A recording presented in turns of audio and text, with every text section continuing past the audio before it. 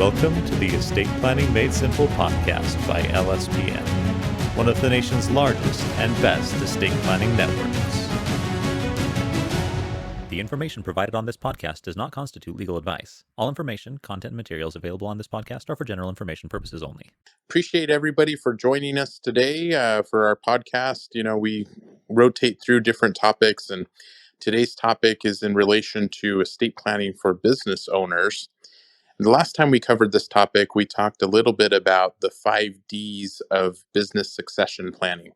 And they're the most common things that come up that need to be considered by business owners. And a lot of times they're not considered by business owners because as business owners, we do the easiest thing to kind of get started in business. And then as we kind of grow things, sometimes we get back to thinking about our succession plan. And sometimes we just don't get around to thinking about it, unfortunately. So when it comes to business succession planning, today what we're going to cover just for a few minutes is the most common methods of actually putting in place a business succession plan to make sure that if something happens to you, you know what would happen with your business. And unfortunately, too many business owners don't think about these sort of things. So it's very common that we sit down with a business owner, we look at their situation, we look at their estate plan, and we realize that there's nothing in place so that if there were an emergency, if one of the owners, that the business would continue to be able to run, that they would know who would take over, who would be able to be responsible for making payroll and working with vendors and being able to operate the business and access the business bank accounts and so on and so forth. So let me share a couple stories with you. One story is, I had a close friend of mine, business owner, successful business coach, that sort of thing. And he was accused of a crime that he had to serve a little bit of jail time. And during the course of that, he was incarcerated, obviously, didn't have access to the business bank account. And so his wife, who was not on his business, didn't have access to any of the money. There was about $300,000 of worth of client funds that were sitting there in the business bank account, but she couldn't use it to be able to pay the mortgage or to be able to pay utilities or, any of the day-to-day things that they had to deal with because she wasn't on the account. She wasn't actually an owner on the business. And so it became very difficult, right? So we actually had to go and meet with him in the jail to be able to get him to sign a power of attorney on behalf of his wife so that she could have access to the money to be able to take care of the family. And so sometimes it's not just, death or disability or, it could be getting stuck outside of the country. It could be, deportation, depending on what your legal status is. It could be, any number of things that take the business owner out of being able to operate the business. And the question is, do you have something in place as a business owner to make sure that your business will continue with or without you, right? And so the most common way to address this issue is to make sure that, first of all, if you have any business partners, you need to have the core document that governs your business in place and up to date, right? If you're an LLC, that document is known as an operating agreement. The same thing with with a partnership. You're going to have what's called a partnership agreement. And if you're a corporation, then the document is known as bylaws. Those documents are what outline how your business is supposed to run. Who makes decisions? How are decisions made? If there's a need to vote on issues, how are those votes supposed to take place? What's the governance structure? And also, what's the limits on the liability for the owners? And too many business owners, they set up their business and they never consider or look at these documents after they set up their business. So unfortunately, from year to year, things can change. And there may be things that they need to address. There may be things that they need to, make sure that they have in place properly. And because they don't look at these documents, they may get out of date. And then when they're needed to protect you from liability and, make sure that that anybody can't pierce the corporate veil because they haven't kept them up to date, then it causes issues. But these are the documents that also govern your business succession. And so if, for example, one of the business owners ends up going through a divorce, your operating agreement or your bylaws are going to put restrictions on who can be an owner in the business and under what conditions. And if there are triggering events, who would be responsible for being able to buy out the other partners under what conditions. Same thing for decision making. If somebody needs to continue managing the business and there's an emergency situation, those documents are going to outline how and where and when somebody can continue operating the business. And sometimes, business owners just assume that if they're not around, then the business just doesn't have any value. And a lot of times that's not the case. I remember sitting down with a business owner who owned a mattress shop, and they actually had multiple locations and they did, a pretty good amount of sales. And I asked them, if you get to the point where you're going to retire or where, you're just done with the business, what would you do? And they said, well, we'll just close our doors. And I said, well, why? And they said, because we have two daughters and our daughters aren't interested in running the business. So if we don't run it, then it's just going to close. So I asked them, well, how many employees do you have? And they had 15 employees. And I said, well, you have multiple locations. Are you at the locations every day? And they said, well, no. And I said, well, they continue running. So who runs them? Well, we have managers for every location and they run themselves. We don't really need to run it. So I said, well, if they run themselves, then why would you shut them down just because you're not around? Your daughters are still going to be able to get the benefit, even if they don't run it themselves, as long as you have a proper business succession plan. So who would you put in charge? Obviously, you have different managers for different locations. Would you put one of them in charge? Well, yeah, we have a key employee that we would be able to do that with. Great. That's the starting point for your business succession plan, right? And so a lot of times business owners don't realize the value that they have in their business, and they just assume that if they shut it down, then that's the easiest way to deal with it. But some of these businesses have tremendous value, right? I was talking with a business owner he was from Mexico. He didn't have legal status in the United States. He runs a restaurant, very successful restaurant. The restaurant produces about 1.5 million in profits per year. And I asked him, when you retire, because he's planning on retiring, returning to Mexico, what are you going to do with your business?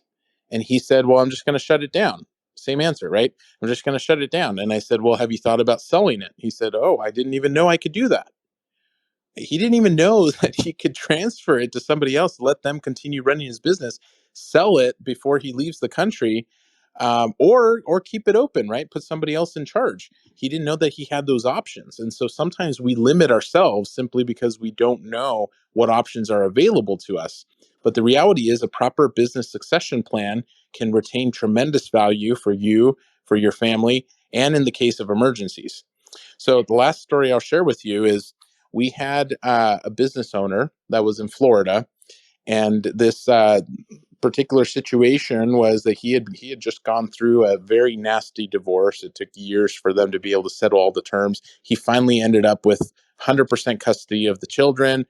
Things are good, things are happy, and his business had finally gotten to that hockey stick moment, right? That every business is looking for. So they had probably averaged maybe 3 million a year.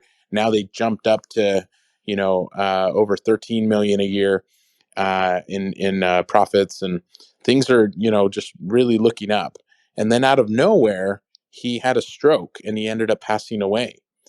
And of course, he didn't have a proper plan. So now his business partners found themselves in business with his ex-wife, who was a nightmare, right? Who he did not want to have any custody over the kids or anything. So of course, she's probably not the one that they want to be in business with either. And unfortunately, because there was no plan, guess who's in charge of all the assets for the children? The ex-wife. Who's in charge of making the decisions for his share of the business? The ex-wife, right? Who's going to have the custody of the kids? The ex-wife. And because there wasn't a proper plan in place, right? And so these are all important considerations when you look at your business succession plan. But there are three common ways that you can actually address your business succession planning. And the three most common ways are: number one, to address it in your corporate documents. So if you have an operating agreement or a partnership agreement or bylaws, we can build those succession provisions into that document. And if you haven't done that when you first started your business, it's very common that you didn't, then it's a good idea to review those documents, see what they say, make sure it's up to date, make sure that there's provisions in there, make sure that those 5Ds that we talked about in our previous podcast are properly addressed. And then if that's not, properly addressed in there, there may be a need to have what we call a standalone business succession plan. And a standalone business succession plan in most circumstances takes the form of what's called a buy-sell agreement. So a buy-sell agreement basically lays out the terms and the times when somebody else would need to step into management or ownership of the business. And in the case that that happens, it outlines the terms of how that would happen. So it would specifically say, if I'm disabled, this is what's supposed to happen. Here's who's supposed to be in charge. Here's how the buyout's going to happen and how it's outlined, and so on and so forth. The same thing in the case of a divorce, the same thing in the case of incapacity, the same thing in the case of one of the business owners passing away, right? So that buy sell agreement can become very important. And then it's also important to make sure that you're funding it properly, because sometimes, we just imagine, well, yeah, my partners are going to buy me out, but where are they going to get the money from, right? If they don't have the cash on hand, especially because these sort of things happen suddenly a lot of times, if they don't have the cash on hand, how are they going to do the buyout? And without the proper provisions in a buy sell agreement and so on, that may be difficult. But they can also have insurance to be able to fund that buyout, and that might be the best option. So that's something to consider, right? If you have business partners, that's a conversation to have with all the business partners to make sure everybody's on the same page. And then the third most common method of doing your business succession plan, especially for closely held businesses that are maybe you or you and your spouse only as the owners, would be simply to assign your interest in your business to your estate plan. Meaning, if you have a revocable living trust or if you have a trust-based estate plan, you can assign your business interest to that plan, and then your trustee will be able to manage the business if something were to happen to you. And that's probably the easiest, most common method, especially for smaller businesses, service-based businesses, businesses that only have, the owners are husband and wife or one individual. That's probably the easiest way to address those things. So again, business succession planning is extremely important. It's something that every business owner needs to consider. And when you sit down and do your estate planning, make sure that you don't overlook your business interests, because the worst thing that you can do to a business is to put it through probate. You want to see a business die, put it through the probate process. Because if nobody can, write checks and make payroll or work with vendors or be able to negotiate contracts or be able to access the business bank accounts for a month, 2 months, sometimes 6 months at a time, I mean, a business can die very quickly and lose all of its goodwill simply because nobody's managing it during that time. So don't let that happen to your business. We're going to open it up for question and answers at this point. I don't know whether there's anybody who's been listening that has a few questions that they want to shoot, or maybe raise your hand and we can try to unmute you. All right. Well, there's nobody who wants to ask a live question, but we did get a message for a question. And the question is, in regards to the type of buy sell agreement that you need to have. So there's cross purchase agreements, there's different types of buy sell agreements that you can structure, and we will be covering that in one of our future podcasts. So let me just say for now that the most important thing that you can do is to have a sit down with a qualified professional who can walk you and your partners through. And this is most important. Buy sell agreements are most important when you have business partners, right, or other owners in the business. But it can also be very important if you have a key person in your business that helps to run everything.